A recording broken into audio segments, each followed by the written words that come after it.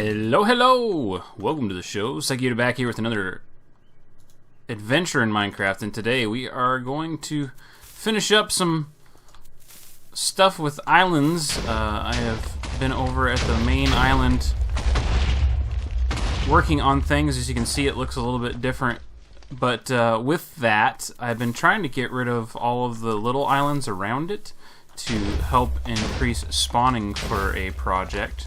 And you'll get a better idea of what I'm talking about for that as we get further on into this. I just want to finish this up before we move on to the other projects I want to do today.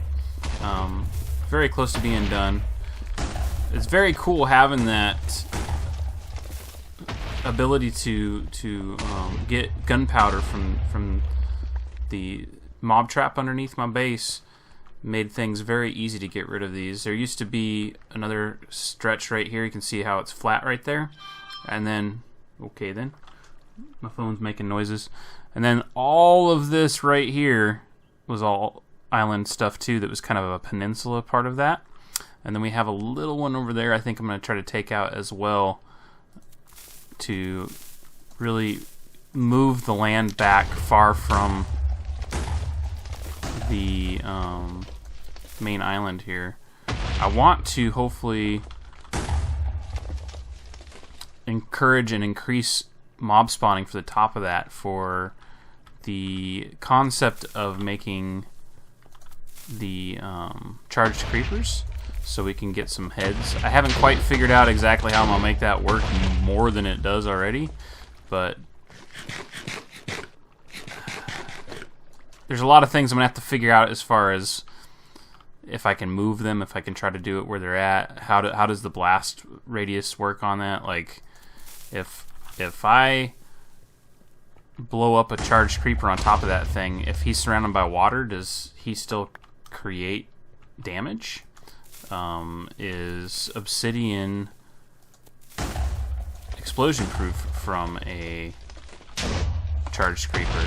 These are things I really honestly don't know. So we'll have to figure those out as we move on with that project, but that's going to be kind of on the back burner for a while. We are after the 1.10 release, which means there's things that we could talk about and mess around with. Oops, I missed with on that.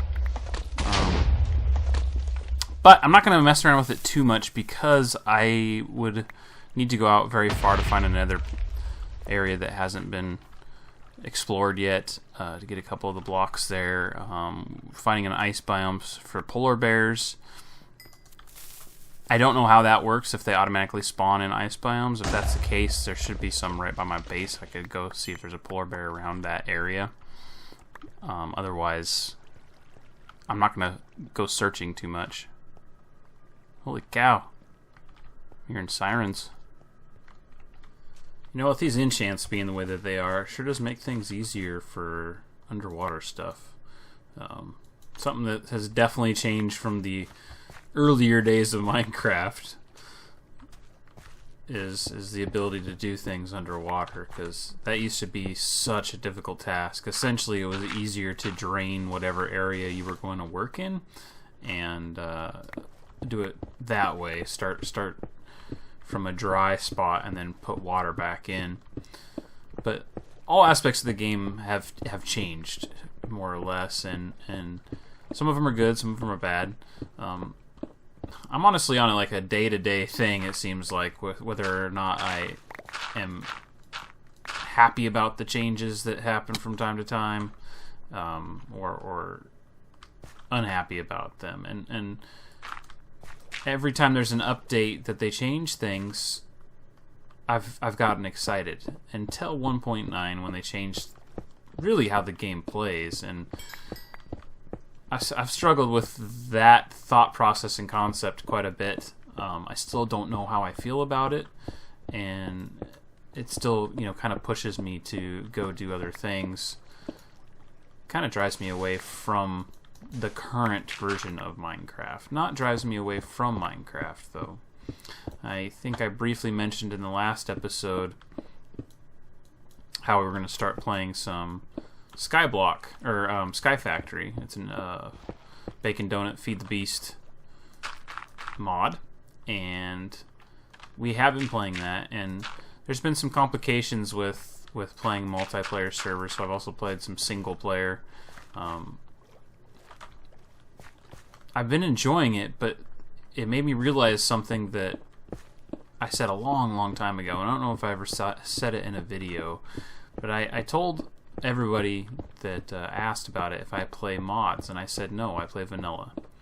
And they said, why don't you play mods? And I says, well, for me, if I start playing modded Minecraft, that pretty much means that I'm close to the end. That means that I've actually gotten tired of, bored with, or otherwise with vanilla Minecraft enough that I decided I needed to go search for something somewhere else within Minecraft. And I didn't think about that when I started the idea of playing the modded Minecraft. It was just, oh, this looks like it should be fun, let's do it. But the more and more I think about it, the more and more I kind of feel like this is exactly what is happening. Not to say I'm not enjoying myself here in vanilla. I wouldn't be playing it if I didn't enjoy it, because there's no point in wasting time on something that isn't entertaining or fun, especially when it comes to video games. But that's life in general. Yes, there are some things you just have to do, you know, once you become an adult, or even when you're a kid, life makes you do things you don't want to do, but the majority of the time, you get the choice to decide whether or not you want to do things that you will appreciate, enjoy, get fulfillment out of, etc., or just not do anything that makes you happy. And this could be simple things. I'm not saying the act of, say, cleaning the house is necessarily a fun thing to do.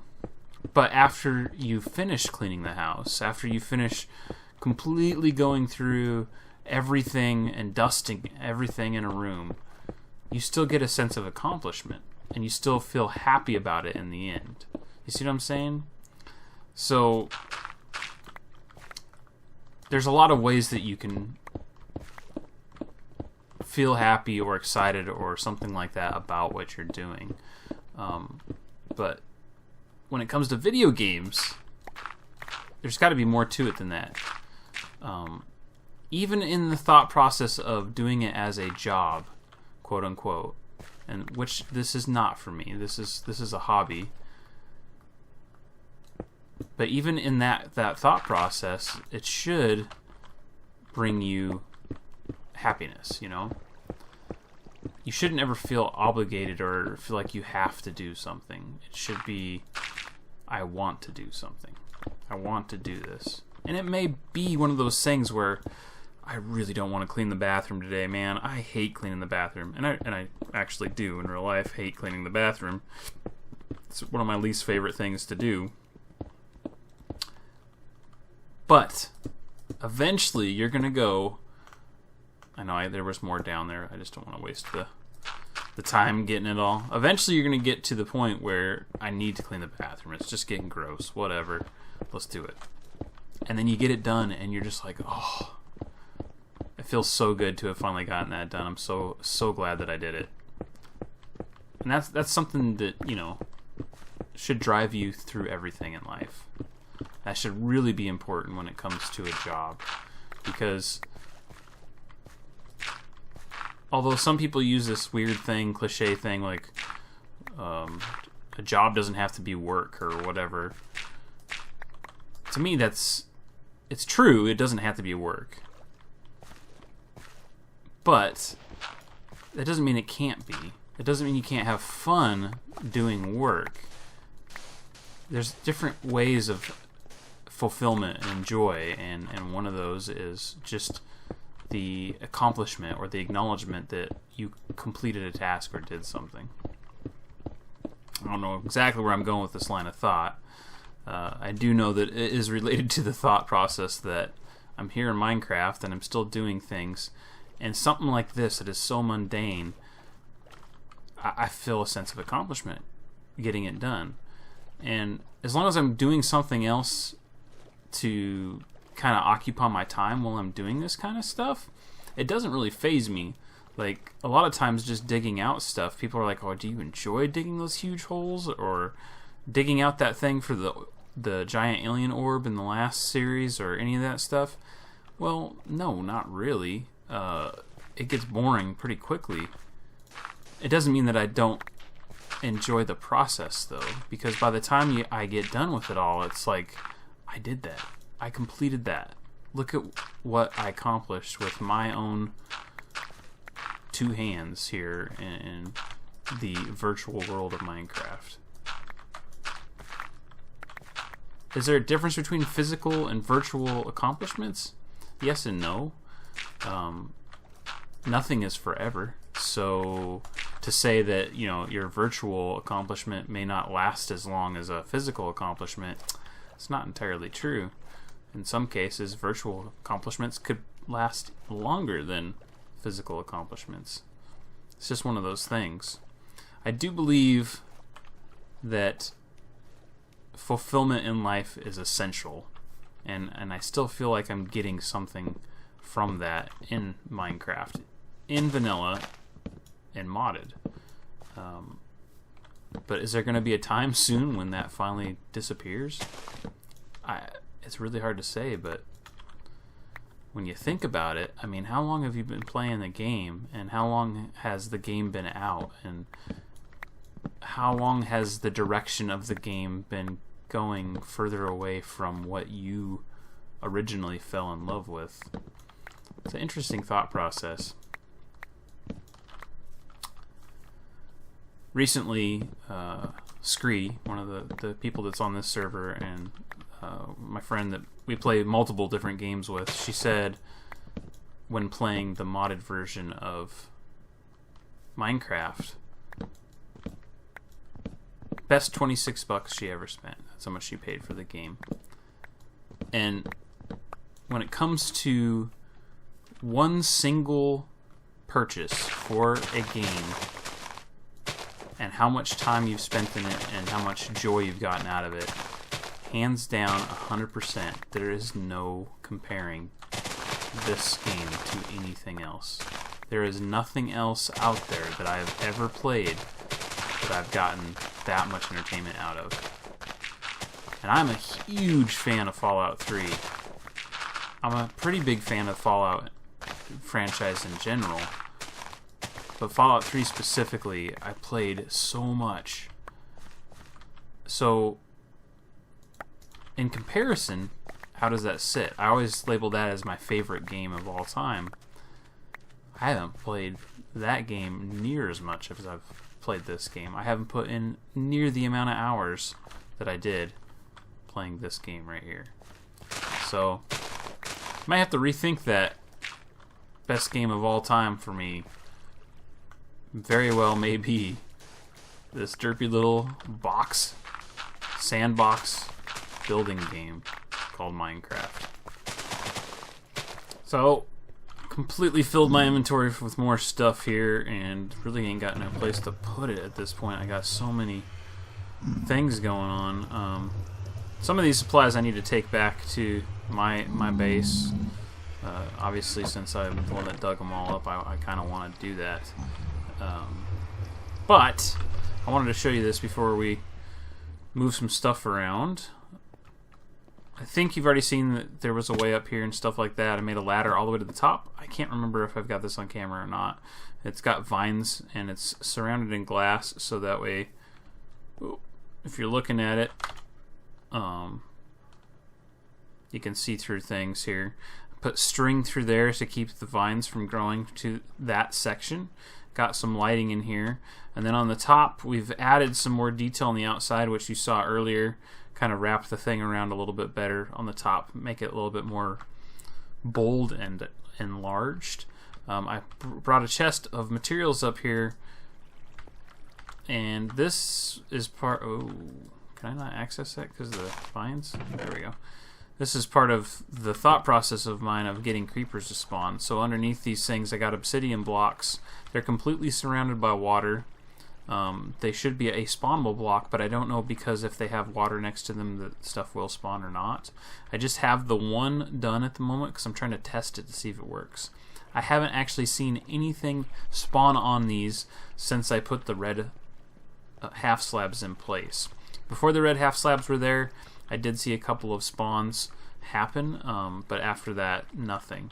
Now if you take a look on the outside here, we have the big islands left, but all of the small islands, and it's pretty obvious to see where they were, are now gone. All that was land, and that was land. Took all that stuff out. That pushes back quite a bit of the stuff that can be spawning platforms for things. There's a little island right there. I don't remember seeing that, but I might take that out, I might not.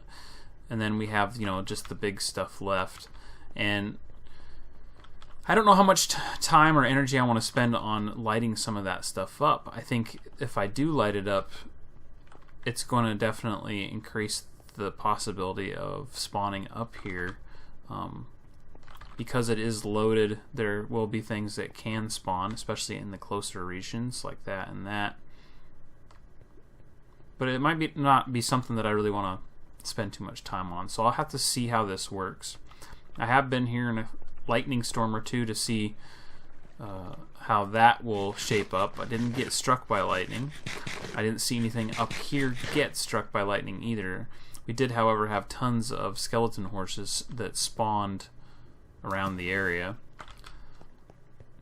That's pretty much it for this area. Not much else has changed.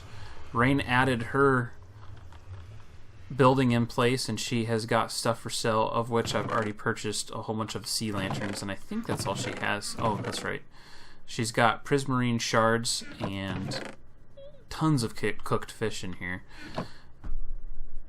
And it's only 1 iron or gold ingot for that. I'm going to go ahead and put some carrots back and purchase some of that. I'm really low on these things, but that's a really good deal. So let's go ahead and do that.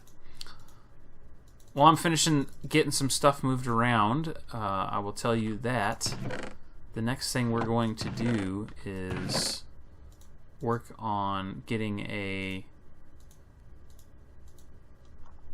blaze spawner figured out. Probably just do the simple spawner that I have done a couple times in the past already, simply because that is really the easiest way to go about it. Green hasn't been on here since I bought, or she just hasn't been out this direction since I bought that stuff.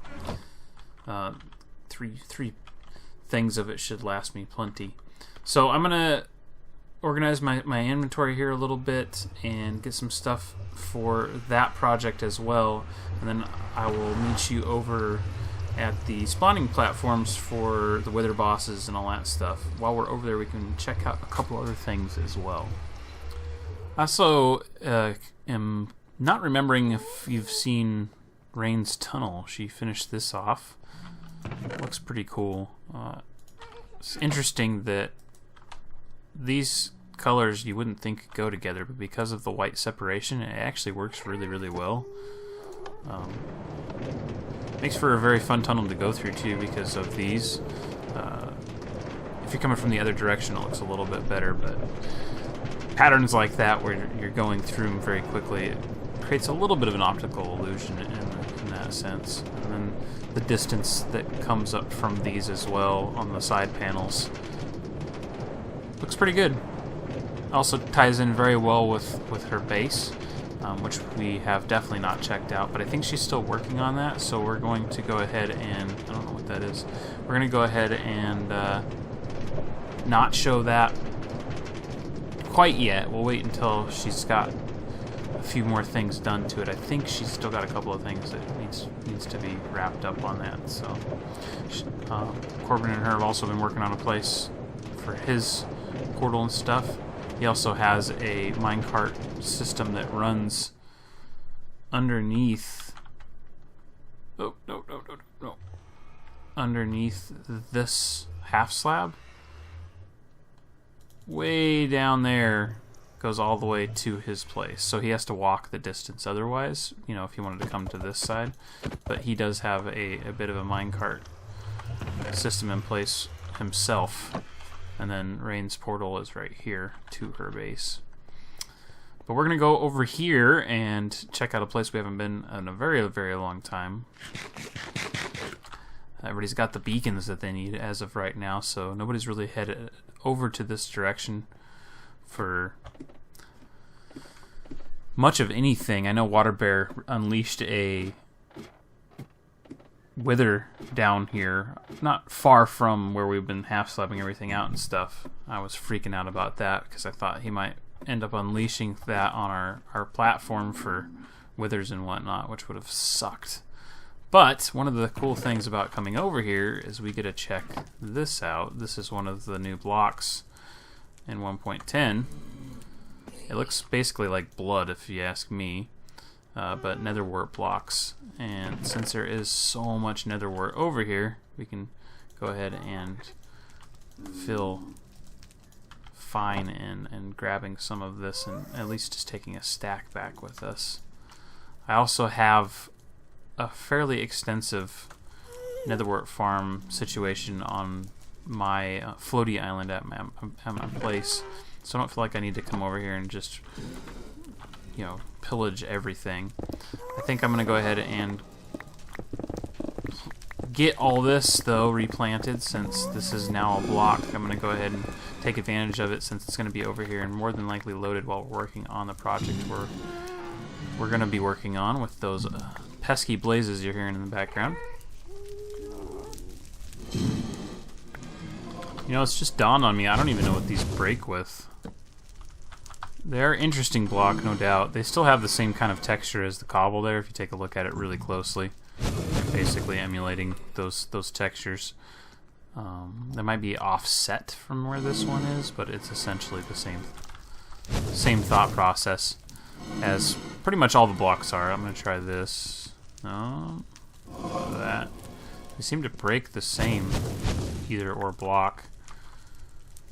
I'm guessing their blast resistance is pretty much nil, considering it's made out of a plant material. What are you shooting at? Can you see me?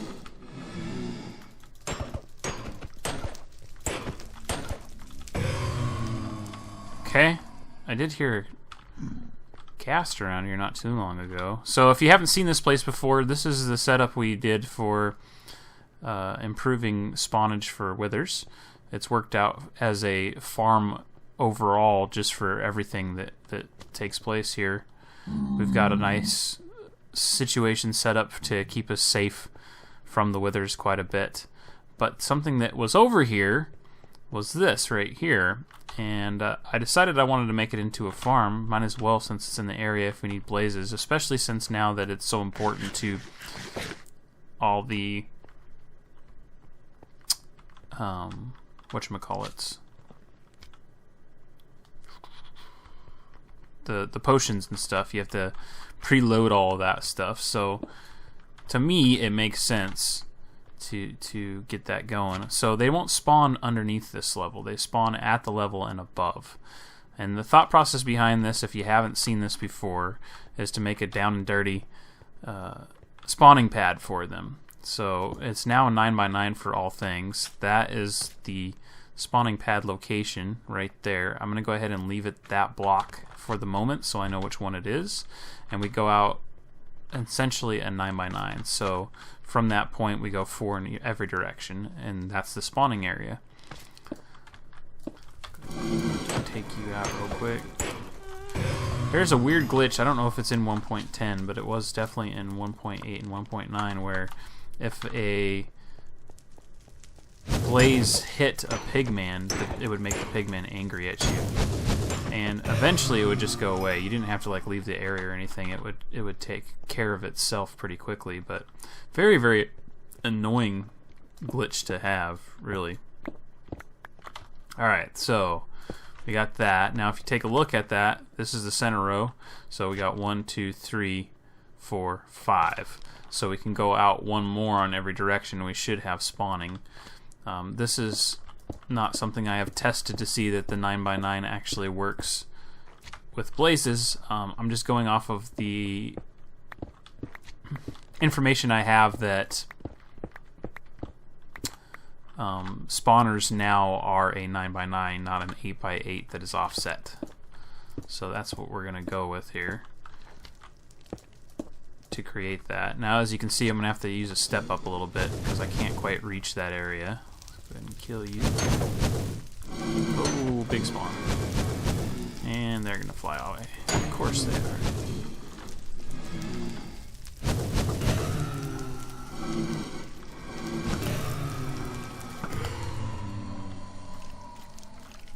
Well, it's a good thing I can one-shot some of these bad mamma jammas. Now, I should have my looting sword on me right now, just in case I can... Oh. Wow! Did you see that? First wither I've killed, and I got a freaking head off of him. That is luck right there. Anyway, I should have my looting sword on me, just for being in here. Just better chance of getting some good stuff out of all this, but it is what it is. Oh my gosh! See, this is the problem with these pads. Since they made it so blazes can spawn anywhere on a nether fortress, this is pretty much all you get is blaze hell. It's non-stop. Everywhere you go, they're like the zombie of the underworld now, you know? It's pretty terrible if you ask me. Pretty terrible. Okay, so let's go ahead and kill this guy.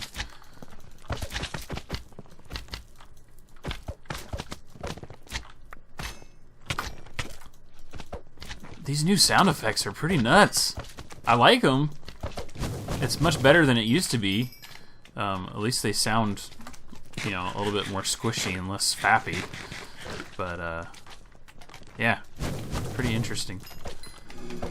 It's done so much to change the sound effects on this game in the last couple of patches. Wait, you think you can hide from me just by going up? Ain't gonna happen, buddy. And why didn't you die off of one hit? You should have. Okay. I'm gonna go ahead and get some more of this done, since it's gonna be a non-stop interference thing. And when I come back, we'll get the next bit of principle on how this is going to work. I tell you, it's like freaking Armageddon out here, man. Oy. So I want to make something else clear. This isn't a XP farm. This is a I need blaze rods farm. That's pretty much all it's really intended to be. If you're doing some generic farming here in the nether, it's probably just as fast, literally, to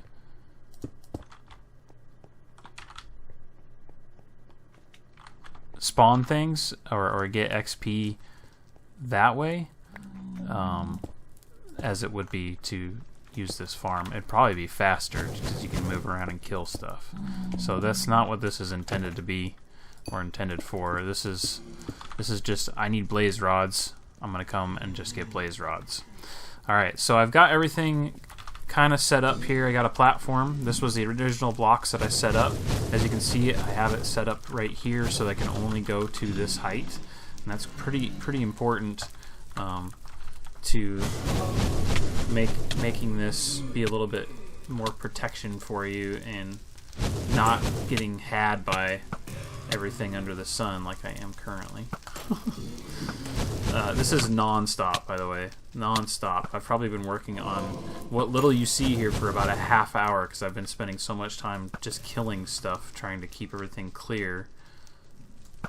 I didn't bother taking another potion because it's so frequent that I need to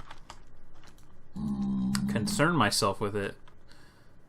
I just didn't see the point. Alright, so now we're bringing this around all the way. To full capacity this, I would bring it out one further. What I'm going to do is put in full blocks right here on these, like so, and then this will block line of sight at the ends, so when you're walking past and there's something down there, they're not necessarily going to be able to shoot you. That's why I'm doing it that way. And then I'm going to bring this all the way across like so. Ooh, hello. in my face. Spawn. Okay. And then we're going to bring half slabs back at this level. Like this. Now, once you get a section cleared out, you're going to allow spawns to happen in this area right here. Like that. And we'll just do that for each one of these. Well, there you go. That's the basic gist of the Ghetto Blaze spawner as it was coined by Generic B. He's the original person that I saw come up with this concept, and it works out pretty well. I've used it ever since.